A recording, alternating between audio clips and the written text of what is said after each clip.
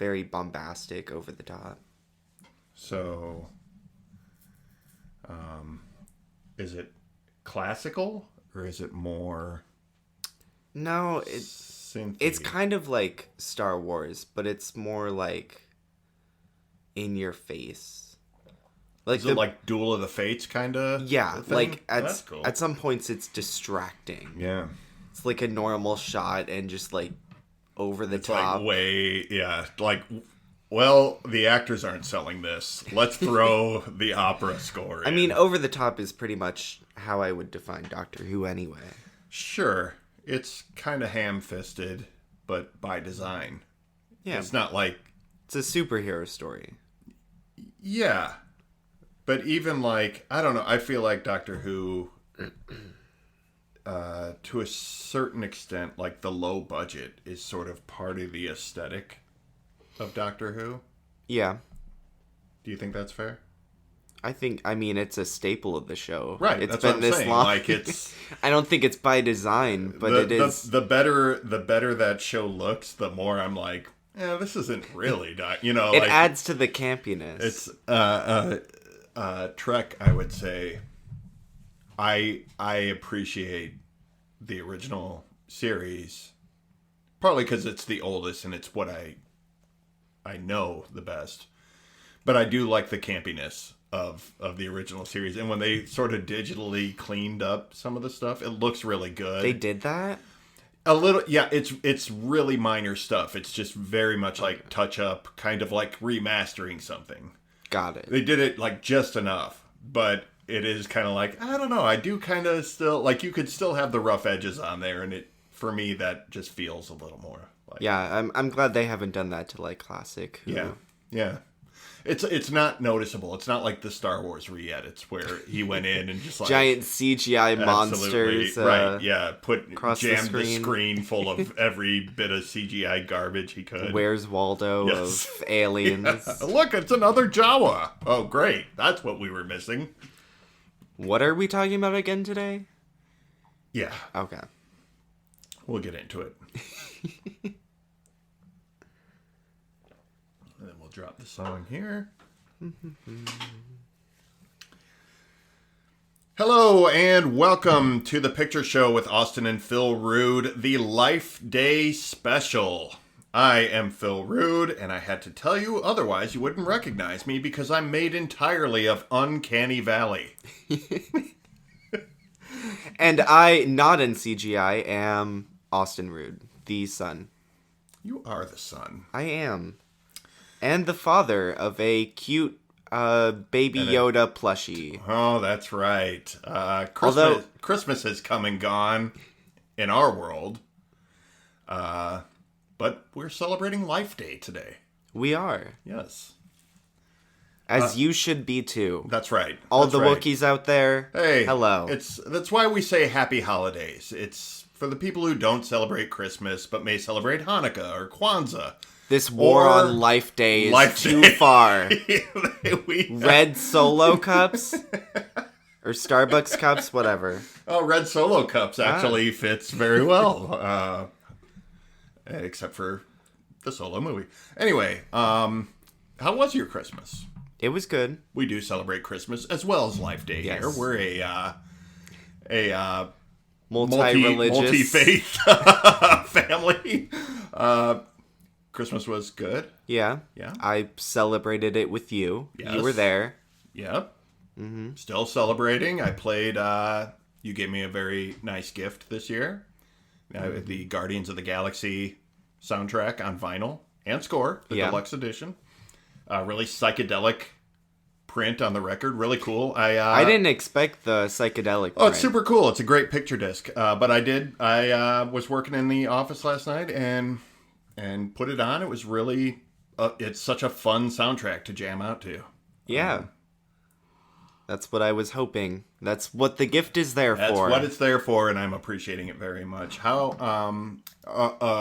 prior to or leading up to Christmas, did you watch any holiday or read anything? Did you read A Christmas Carol or any? I mean, one thing I like to do is watch like the Doctor Who specials. Cool. because they do a lot of Christmas specials. Now they're doing New Year's, but they have, like, that stockpile of, there's, like, 10 movie-long episodes that are all Christmas specials. Right. It's a big deal every year, right? Yeah. Yeah. But Some of them aren't that good. They do New Year's now? They don't do Christmas anymore? Yeah, the new showrunner took over 3 years ago, and he's been doing New Year specials, which I kind of like better, because it's like Doctor Who is a show about rebirth and rediscovering yourself. So, New beginning, kind the of. holiday makes more sense than, like, just Christmas. Yeah, I suppose. Yeah. Christmas is probably an allegory about something very powerful being born. This mythical being that can come back from the dead and heal people. There's something there, but no, I know that is a big thing with the with Doctor Who every year is the Christmas thing. So you watched a bunch of those? Yeah, I watched like 4 of them this month. Cool. Yeah. Yeah, that's all right. That's all I've got. I don't really like most Christmas movies. Hey, that's 4 Christmas movies is that's a lot in my book. Like I don't watch a ton of Christmas stuff. I caught part of Elf on TV. It's always a good one. Christmas Vacation, just the comedy of it. But Christmas Eve, your mom and I sat on the couch and watched It's a Wonderful Life. That's right. And I don't make a tradition out of that. I don't watch it every year, but I've seen it a bunch of times, and it's such a great movie. And I had that experience that I've had with you, where she had never seen it before, and at the end of it, she loved it, and it was one of those things. I'm so glad we sat, I'm glad you enjoyed this movie as much as I do. You know what I mean? Like that. I haven't seen it before, so maybe you'll have that moment with me. Maybe next Christmas. Maybe next year's Life Day celebration could be a review of It's a Wonderful Life. Are we making this a tradition, or are we going to pretend this never happened and we'll take it out of the archives sometime next year and never put it on Rood Plus, our streaming service? Try to track down all the copies that were downloaded to people's iPhones and try to make it erased from history. Yeah. But this week, we're not talking about It's a Wonderful Life or any other Christmas movie. We are diving into the world of The Mandalorian. Good segue. You like that? Yeah. Hey, we still got it. We're on break, but right. We still got it. Out of practice? I don't think so. Austin, you finished watching The Mandalorian. You watched it in real time. I did. More or less. I watched it like as the episodes came out. As the episodes were coming out.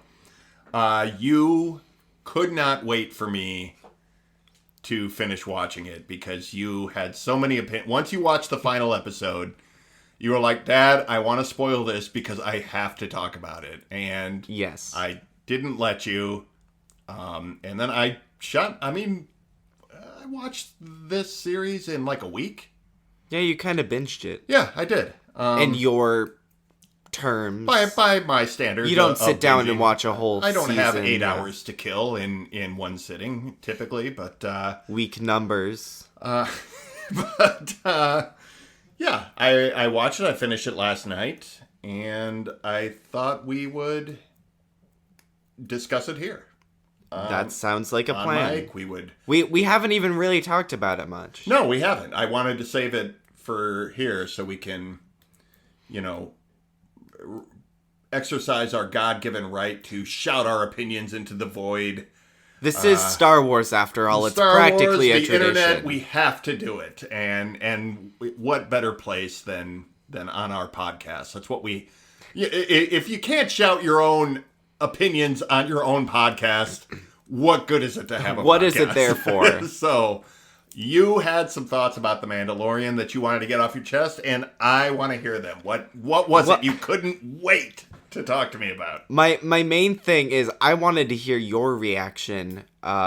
This is going to be spoiler-filled, by the way, We guys. are spoiling the crap out of this, and Yeah. I will put that in the show notes right up front. And it's a secret that they kept pretty well, so, like... Yeah. I finished it. What's it been, a week since the finale came out? 2 weeks, I think. It is. Yeah. It is. I kind of knew what was coming just from seeing some images and just the context clues, the build up of it all, of what people were talking about on Twitter and on TikTok and Instagram, and I'm just like, okay, like the very end was not a surprise to me. Oh, okay. It was, I wanted to see how they got there. Still, it didn't kill the show for me that I knew what was coming, but well, some of the execution was not my favorite. The reason I wanted you to watch it was because I wanted your reaction specifically because I thought it was gonna be negative. Maybe hoped it was gonna be negative. I didn't love it. I've got some negative to throw at the finale of this. Okay, but I want to hear. Do you have specific thoughts that you want to get off your chest? Yes. Or do you just want to hear me rail about it? Are you pulling a zinger where you only poke the bear because you want to watch me go on a giant rant about something? This is what people pay to see. This is what people come to me for. Hey, that guy's grumpy. Let's go poke him until he says something. No, okay, my thoughts on this season of The Mandalorian is that we are going backwards. Like, the reason I loved season 1 of The Mandalorian is because it was expanding the Star Wars universe. It was this new character. Right. Multiple new characters. Right. There was almost no one from anything. Extra world building of right. a corner that we had heard of but hadn't seen. This new premise. Right. We've kind of got like, oh, here's what happened after the fall of the Empire. Right. Yeah, it was really interesting. And now we're U-turning and we're going straight back into the original movies. Could not agree more. Yeah. Yes. The spin-offs, everything. But what I will say is there is hope. Because the end of this with the Darksaber, I think that is what brings me hope for future seasons of this show. Okay. I agree with part of what you said. A big part of what you said. I feel like this show is less being about interesting characters and their adventures together. It's less of the lone wolf and cub kind of thing that we saw in season 1, where it was, this hardened warrior learning to care for a child. Right. And now it is a launching pad for all of the new Star Wars TV series. It is, I'm going to say it, it's fan service to the original trilogy. Yeah. I'm going to jump right to it. Luke at the end, didn't like it. Neither did I. I didn't like it. I didn't like, this is not about the CGI face. This is about, I just didn't like them dipping back into the well of Luke. There's an interesting way to do it. I don't think they needed to go there. But a lot of this, I think they ended up there in a natural enough way because they went on another, it tied into the storyline of this that I honestly cared about the least. I don't care about the Darksaber. I don't care about Moff Gideon. I don't care about the girl boss Mandalorian squad. I didn't care about any of this timeline that carried, or this storyline that carried from season 1. Everybody kind of liked to see Gus Fring, Giancarlo Esposito show up as Moff Gideon because that guy's a straight badass. He is. And he's just cool to see show up and play a villain. But once he was taken care of in season 1, I was done with it. I'm like, move on. Let's watch him search for the Jedi and have adventures along the way.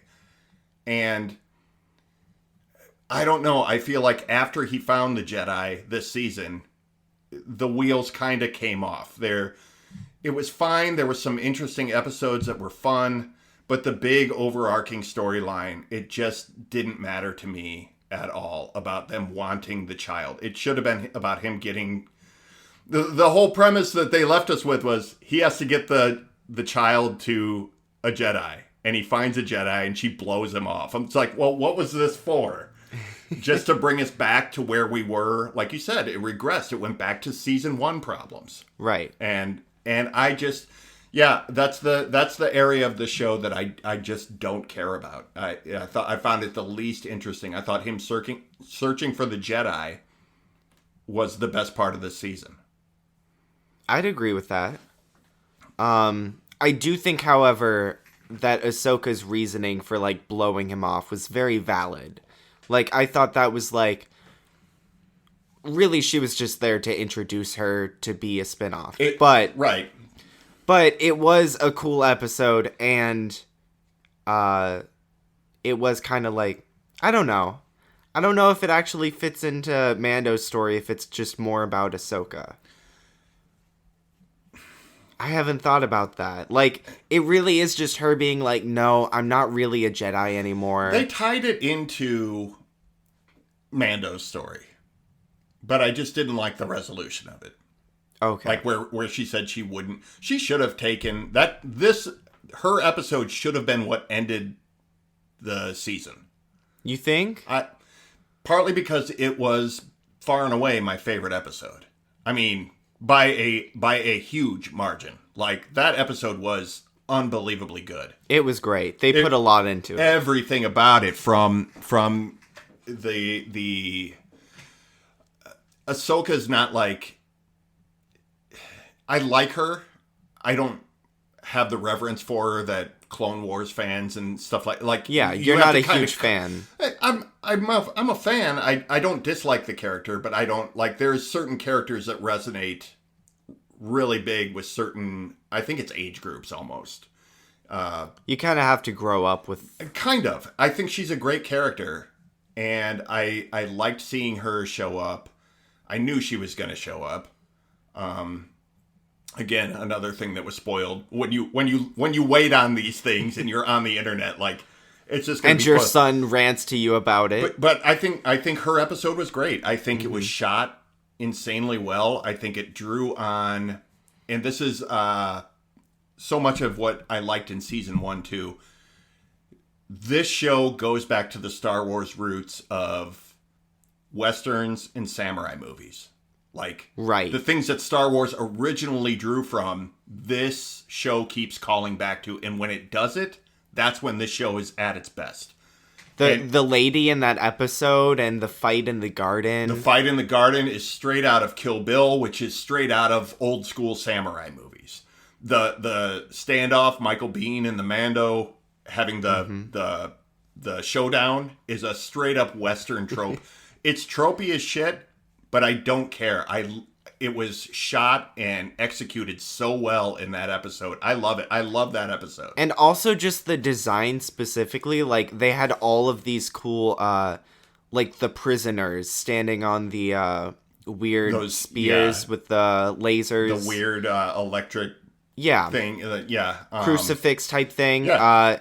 And then the garden had, like, these snaking, like, wires and... Yeah. electronics that have no reason to be there, but it's like, this is futuristic. It was a great Japan. aesthetic, yeah. And the haze, there was like a fog and a haze in the woods, and that came into the city as they invaded. Yes, it was all just so good and so well done, and that really to me was the high watermark. And it happens halfway through the season, so everything after that just didn't measure up for me. There were still some good episodes. The one with Bill Burr when they went to the refinery, I thought that was a great episode. What did you think about losing Grogu? What do you mean about like that plot him being like taken? Yeah, that's what tied it back into the original, into the Darksaber, into the Moff Gideon thing. And it just. Yeah, I'm like, go get the kid back, whatever. Like, I was emotionally invested. That was what brought the season back up. I understood his motivation for it, but the whole thing of like, whoever has the Darksaber rules Mandalore. They're trying to bring this Game of Thrones level of warring clans for the control of this kingdom, into this, and I'm just like, I don't care about any of this. Well, that's been in Star Wars for a while now. Because what's her name? Bo-Katan. She had the Darksaber in the Clone Wars. There's this whole thing. Yeah, I don't. Obi-Wan's girlfriend, and I'm not. I don't know the Clone Wars. Okay.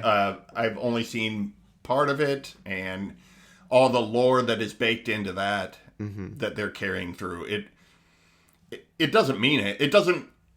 I'm not lost. Like, I get it. They're explaining it all as it goes, but I just, none of that really is what intrigues me. I think this is, as opposed to big season-long arcs, I like the Mandalorian episodes that are contained, like almost adventure of the week kind of. Right. I like this show because it is about a wandering samurai having a new adventure every week. It's like the old show Kung Fu or anything like that. That's what it was. It was about a new thing every week, and it wasn't this overarching serialized kind of thing. That was the first episode for me. The first episode of this season. Yeah. Where he's trying to get Boba Fett's armor back. Timothy Oliphant as the marshal. I thought that was a good episode. It was fun.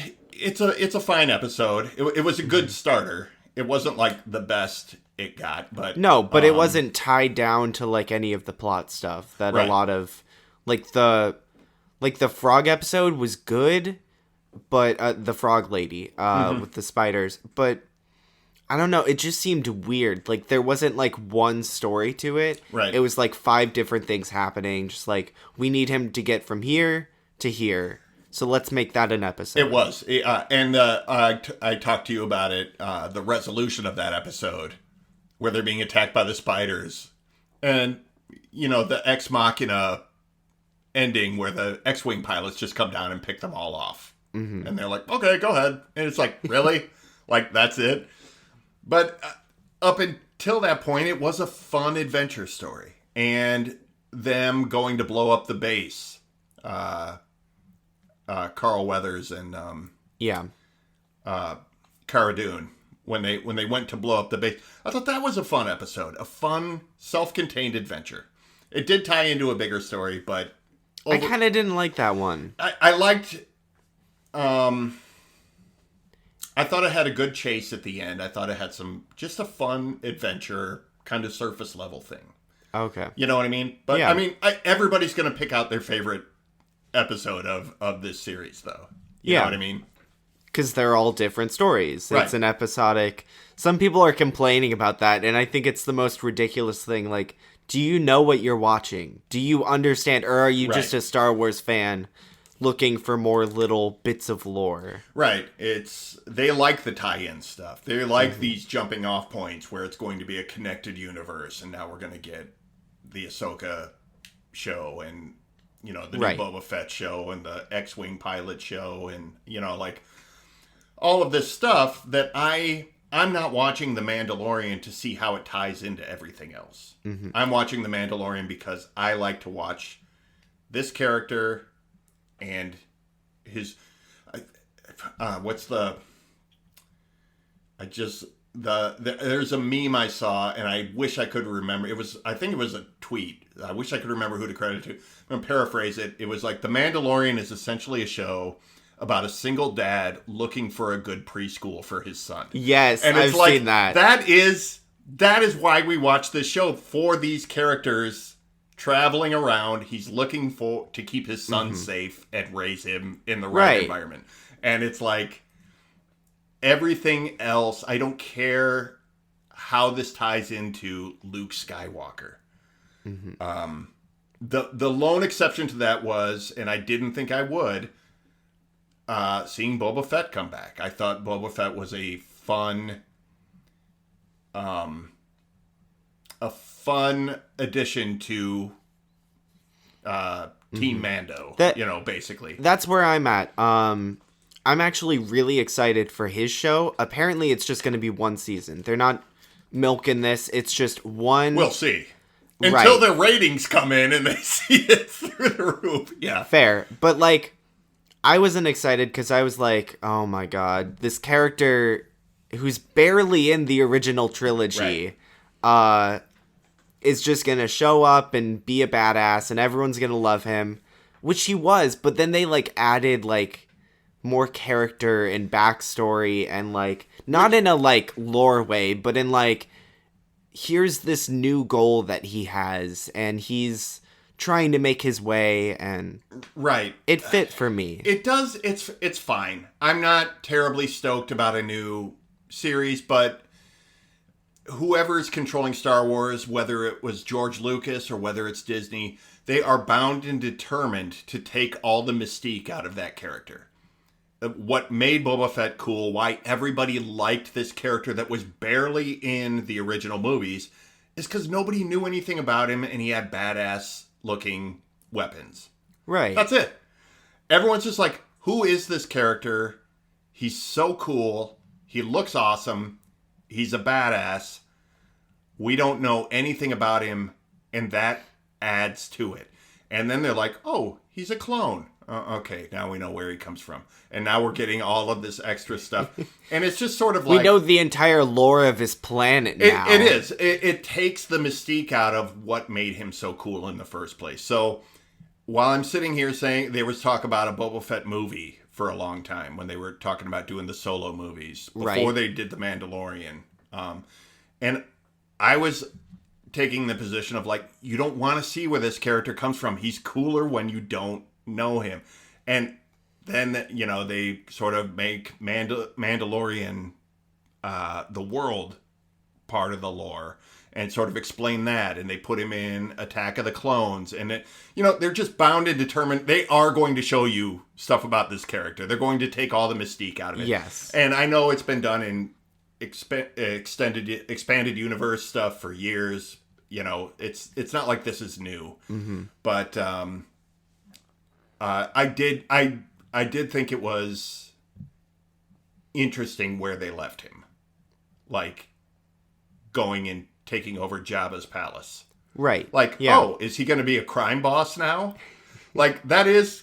I'm going to admit, as much as I hate that they're concentrating on who should be the coolest background character, I am intrigued to see what they do with it. Because when he walked in to Jabba's palace...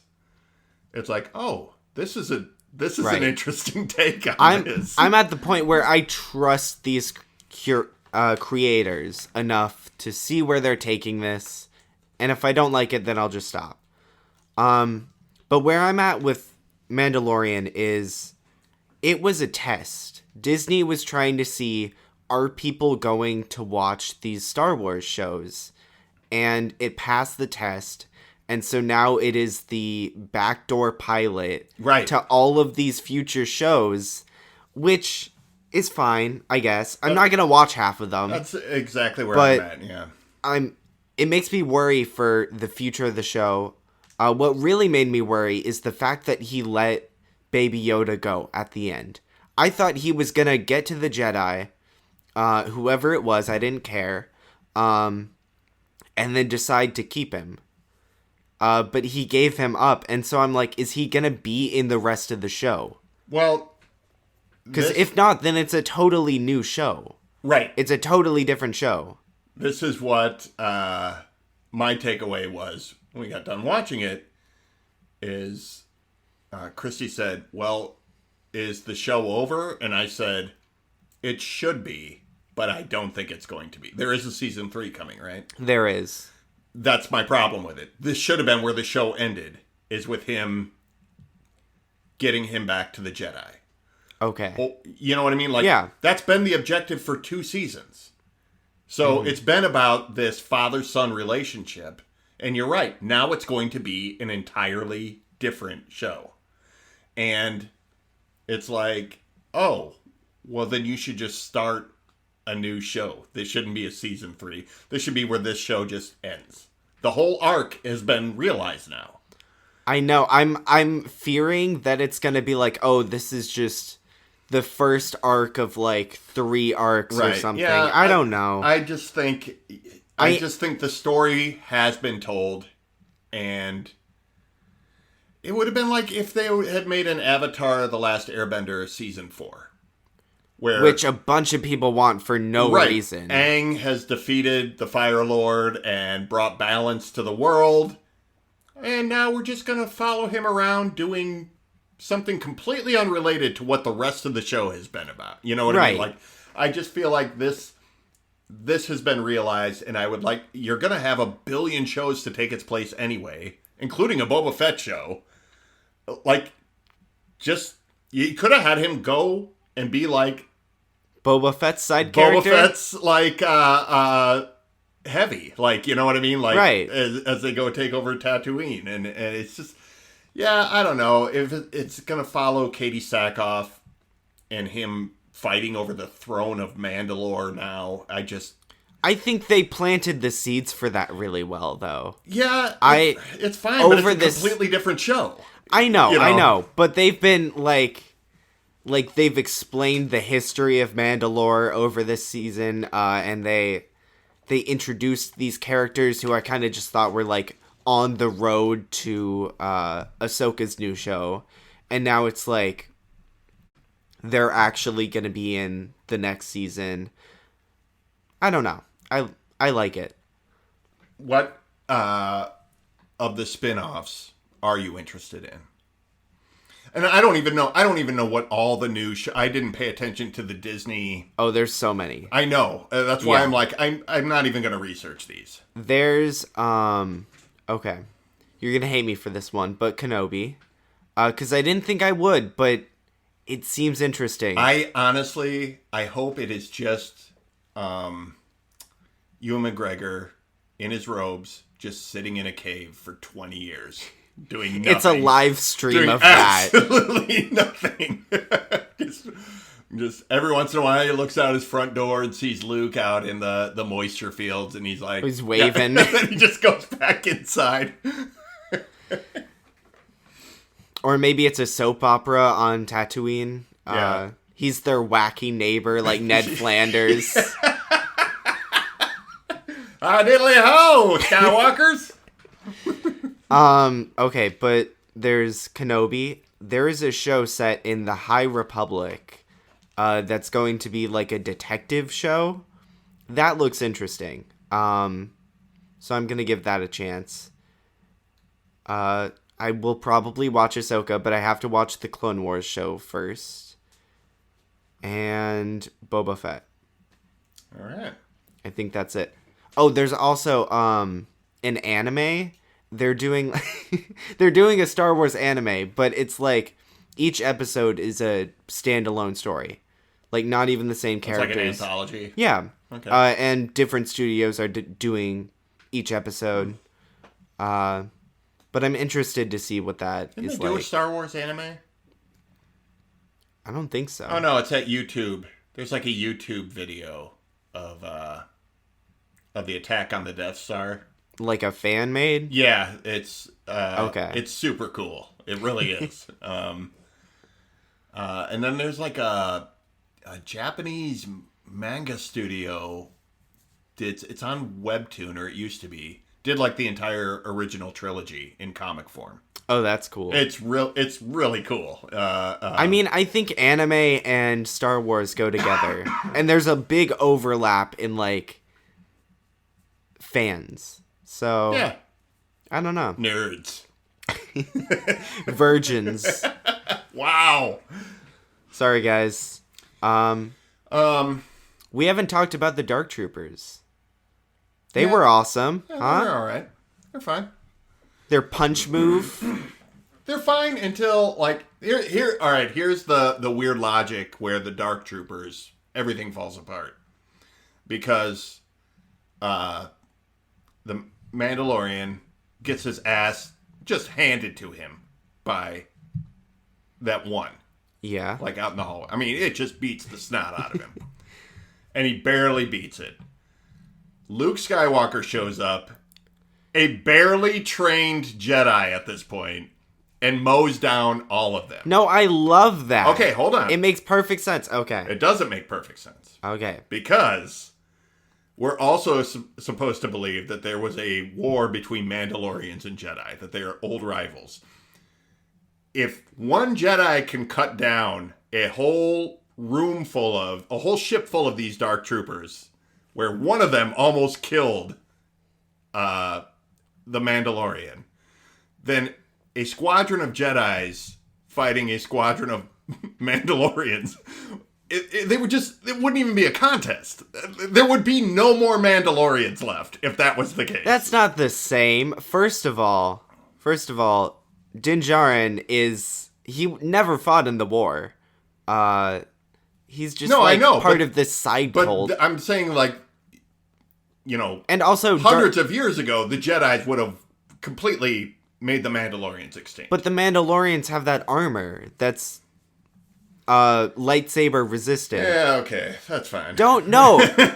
You can't bring up this logical fault and then ignore the reason that means for it. They can't ever be killed by a Jedi because they have armor on? No, but it gives them a way better chance. Like, if Luke didn't have a lightsaber, he would be screwed too. But he has something that can cut through almost anything. And so, of course, the logical people who would be able to hold their own against an army of Jedi would be the people who are the not anything. They have the shields that protect them. Yeah, okay, fine, whatever. I just think it falls apart somewhere. But, no. He just doesn't want to say I'm right. It's okay. No, I don't want to say that... it's Life Day. I'll give it to you. Wow. I don't... No, I'm just going to keep coming back around to this because I just don't like that Luke Skywalker was in this. You know what I wanted? I wanted a brand new character who wasn't a Jedi, just Force sensitive, totally new. Like, that would have been awesome, and they didn't give it to us. I don't know. Or, instead of giving Ahsoka her own show, she could have joined, it could have been a trio, her, Din, and Grogu. Just traveling off on adventures. It could have been. I mean, it could have been a lot of things that it wasn't. Yeah, I know. Let's write our own Mandalorian. Even her explanation for not wanting to take him. It could have been... and I'm just doing this game where we write a better show. Like... Star Wars fans have been doing that for ages. But, I mean, legitimately, this is a built-in reason where, like, Luke is trying to rebuild the Jedi at this point in Star Wars lore. Luke Skywalker, who was Ahsoka's mentor, was Anakin Skywalker. It would make sense that she doesn't trust taking the child to another Skywalker to be... You know what I mean? Like, yeah. She's seen what this family and their trauma is capable of. I don't want to be involved in that anymore. And therefore, but she just kind of shrugged it off. I felt like her reasoning was just sort of like, yeah, I don't know. I'm not really into that idea. It was... Go ahead. Because you know the character better than I do. I just felt like... That is her reasoning, in a sense. She doesn't really know Luke, but she says... No, but just, I mean, if you had problems with this family before, you would be hesitant. She says something like, I've seen what this connection, this, like, emotional connection that Grogu and Din have, can do to a Jedi before. And she's talking about Anakin. Right. Because Anakin had that connection to Padme. He didn't want to let go of her, and that turned him to the dark side. So she's basically saying, like, I've seen this before in my master. I'm not going to train him only to have him turn because of his connection to you into Sith Lord Grogu. Right. So. All right. That's fair, I guess. Another point for me. Is anyone keeping track? It's Life Day. I'll give it to you. Anyway.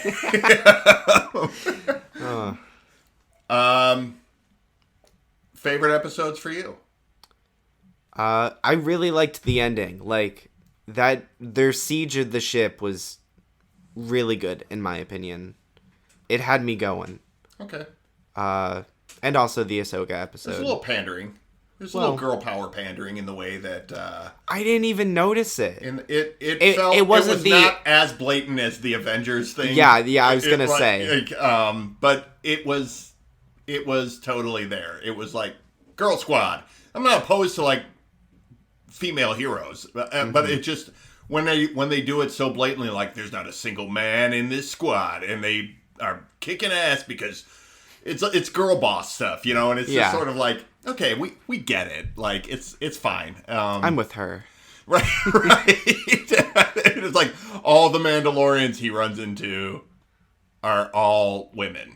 And it's just like... Bo-Katan has a Hillary sticker on her helmet. She's wearing a pantsuit. You know? Yeah. And then there was like the whole boob armor thing that everybody was like... That was so dumb. Nothing. Like one person complained about that. But it was so dumb that it was like, really? The internet picked this up? Like, it's so lame. But, the last episode was fine. It just, again, like, it wasn't where I wanted the show to go. I like the standalone episodes better. I thought their siege of like the refinery was better, and things like that. And also that has the emotional connection of Din removing his helmet, to save Grogu, which I didn't like that they did it in the last episode. Like that didn't feel necessary for him to show his face. Well, the child wanted to see his face. Right. I don't know. It made sense. Okay, but it just felt like now I've removed it, so I'm okay now. Well, like, it did. Like, there was no punch in it because he had done it already. Yeah. But I think that first time that he takes his helmet off in that episode with Bill Burr.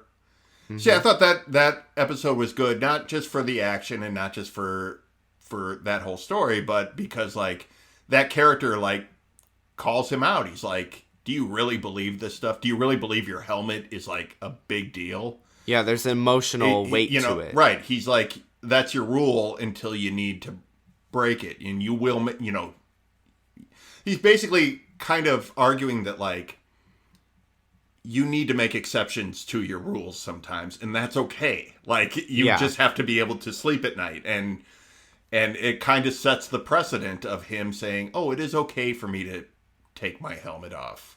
Yeah. In this situation. And then of course if I took it off to save my own life, why wouldn't I take it off for my kid? You know, like there's a precedent set there, but I know the emotional weight of him taking it off in the last episode, it's like, yeah, he's already done this. Like it's not that big a deal. Yeah. Yeah, I get it. Okay. But yeah, you like the overarching story more, right?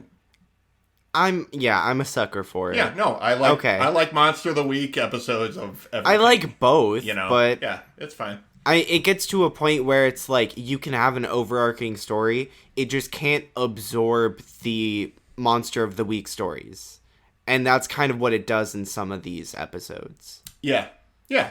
I think some of the last couple episodes they didn't stand on their own as much. I don't think they were filler, but it was kind of middle of the road for me.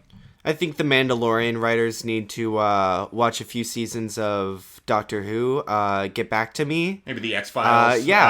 Some of those early X-Files seasons. See how they incorporate those bigger arcs. You've got it. Right idea, wrong execution. The British had it first. Well. That's my take. You have spoken. Okay. This is the way. This is the way. All right, cool. So, overall, I am coming down hard on the finale. Yeah. And a lot of the second half of the season, but overall, I did enjoy The Mandalorian.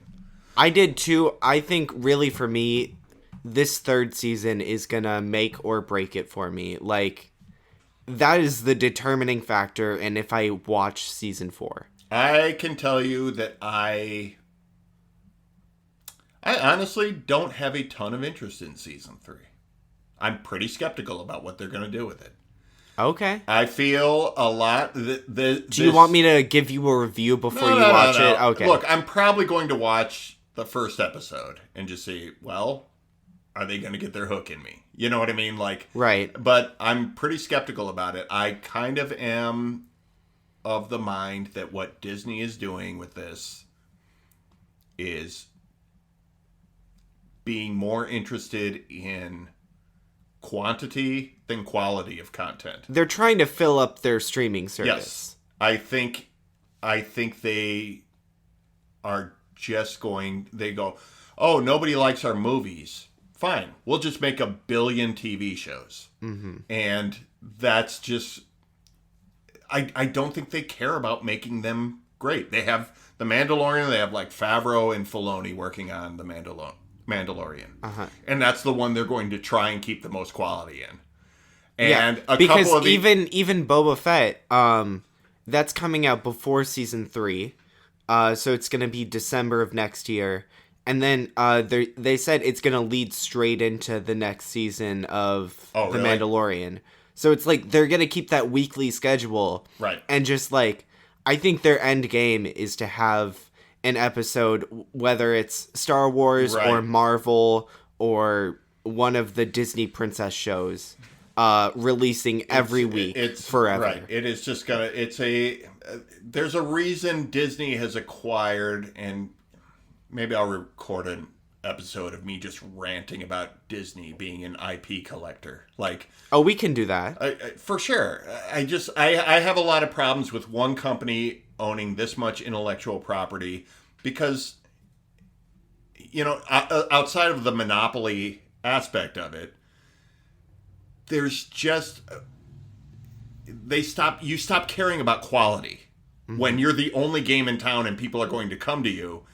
They don't care about whether or not the show. Well, that's a product of the monopoly, right? We've seen it. If you look at like the history in the last 20 years of terrestrial radio, 2 companies own like almost all the radio stations in this country, and that's why all radio stations sound the same.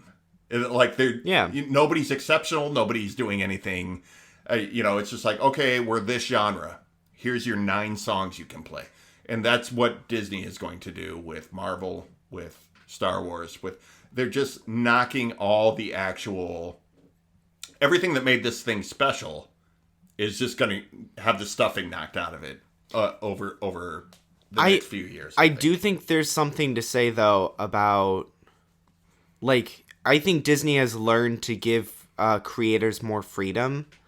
Like, they're giving Taika Waititi a Star Wars movie that he can basically do whatever he wants with. Because they're like, well, we need a new movie. He's cool. People seem to like him. Why not? And I don't think they're going to, like, restrict him that much because then they're going to get a subpar movie that people hate. I think they're playing with it, but I don't think they're there yet because they gave Rian Johnson complete control. And then that's on Star Wars fans, to be honest. The reaction. Yeah, but the company, if they're going to, if you want to give control of somebody, you have to let people bitch and not pay attention to it. You have to. You think their investors aren't gonna listen to it? That's the thing. At the end of the day, they may give you control, but at the end of the day, if the shareholders aren't happy, it doesn't matter. They go back to formula. They go, okay, JJ, take it back and fix it, and then you end up with Rise of Skywalker, which is that's fair. A patchwork quilt of quality. The scene is good. Overarching story, absolute garbage. Right. What are we doing? Yeah, we'll just create a spectacle. We spent half the movie walking back what The Last Jedi did and dismissing every good idea that it had, and then kick Rose out. Yeah. All right. I think they want to give control to people, but I think it's going to be one of those things where if you look at like Marvel Comics, you can bring in the greatest creative voices you have. That's fine. You're going to have to fit into this box because they're going to have an editorial staff that is like, well, you can't use this character because he's over here doing this in this show. And you can't use, and at the end of the day, you have to land here so that we don't disrupt the status quo of this giant universe we're building. It becomes restrictive the bigger the universe gets. Edgar Wright and Ant-Man. Edgar Wright would have made, I think, a really inventive, fun movie the way Taika did with the third Thor movie. Well, that's what I'm saying is I think Disney learned, or Marvel, whoever. It's all Disney. Right, they're the same thing. I think they learned from that, and that's why they gave him Thor. Although they also gave him a dying franchise. They gave him the franchise that nobody cared about, right. But he revived it, he did. And they gave him more, and I think that showed them a lesson. At the same time, they were wrestling control. I think it was about the same time that movie was being made. They were taking Ant-Man away from Edgar Wright because he wanted to do things that they were like, oh, this doesn't gel with the rest of our plan. And it's like, this is why you bring in Edgar Wright. Because he's going to make his movie on his terms and it's going to be fun and clever. And instead, you got the Ant-Man movie that was fine.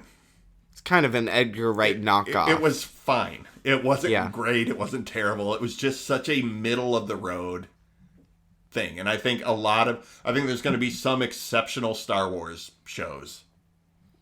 But I think more than that is going to be a lot of middle of the road. Not terrible, just middle of the road. Yeah. Safe bets, you know.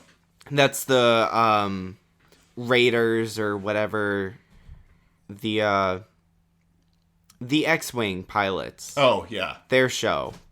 Right. No. Yeah, I don't know what all of Who that. thought that was a good... They're making a droid show. Did you know that? I did not. A droid show. There was a droids cartoon when I was a kid. Really? It was C-3PO and R2-D2 having adventures with people who were not Luke and That kind of sounds fun. Han. So it was a fun show. Yeah, Okay. There was an Ewoks cartoon. This was in between Return of the Jedi and Phantom Menace. There was this big drought of Star Wars stuff. Yeah. You know, you got those Ewoks made for TV movies like Battle for Endor. I wish those were like on that. Disney Plus. I can't figure out why Come they're on. not. Like, I think there's a ton of people who would. I think people would like them. There's worse straight up Disney movies like The Black Hole that they put on there. And it's like, come on, man. Give us the Battle for Endor with Wilford Brimley. It's George Lucas's regrettable phase. Like he just doesn't want to remember it. Look, you already took the holiday special away. And we're bringing it back. We are bringing it back. And you got anything else you want to hit while we're celebrating Life Day here? I think that's it. I think so. You've gotten our jumbled thoughts on the Mandalorian. They are super jumbled. I feel like this is a really unorganized episode, but I feel like the second half of this season was very unorganized as well, so it fits. We're on theme. It was all planned. TV shows are harder to review. It's less straightforward than like a 2-hour movie where you can concise. Yeah. It's you almost have to go episode by episode, like once a week. You know, maybe that's something to keep in mind for when the Boba Fett. Do episode by episode? Maybe we do a special where we do, a 10 to 20 minute review every week. Or just compile 10-minute reviews of each episode. And throw them out together. Yeah. This is our planning stage, guys. Welcome. You can listen to us at show meeting on mic. We should cut this out. Patreon reward. Come on.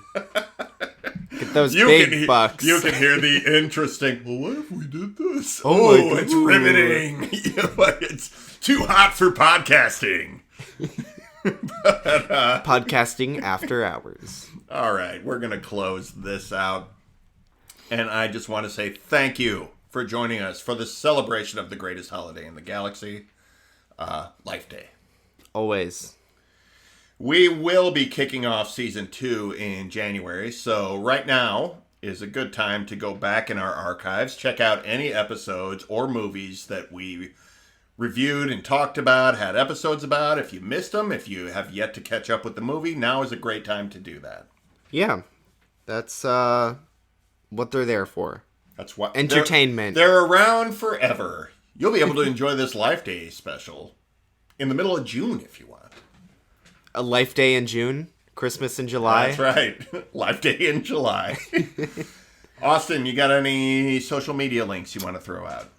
Yeah. If you look up Austin N. Rood or austin.n.rood on Instagram, TikTok, or Twitter, you will find me. You're at Misunderstood Star on something too, right? Okay, yeah, that's your Instagram handle. Yeah. Yeah. Okay. Because a black hole is a misunderstood star. That's right. It's cool. Clever. Please tell me I'm clever. You are the most clever. What are your social medias? I'm at Phil Rood on Twitter, at PhilRood75 on Instagram, and at They Come to Snuff the Roodster on TikTok. He's changed it. I think I'm changing my handle every month and just challenging people to see if they can find me on TikTok. I don't post much there. I look at more than anything. Yeah. So TikTok's just kind of a throw. Send him a bunch of Star Wars stuff. It's fun. We do watch Star Wars stuff on there. Yeah. They make some good memes on TikTok. Some good memes. Well, maybe we'll post them on social media. Austin, you want to read the credits for us? Yep. This Life Day, we did everything ourselves. There you have it. Thank you for joining us for the Life Day special, and we'll see you next month when we're back with the Picture Show Season 2. Be here on time, guys. See ya.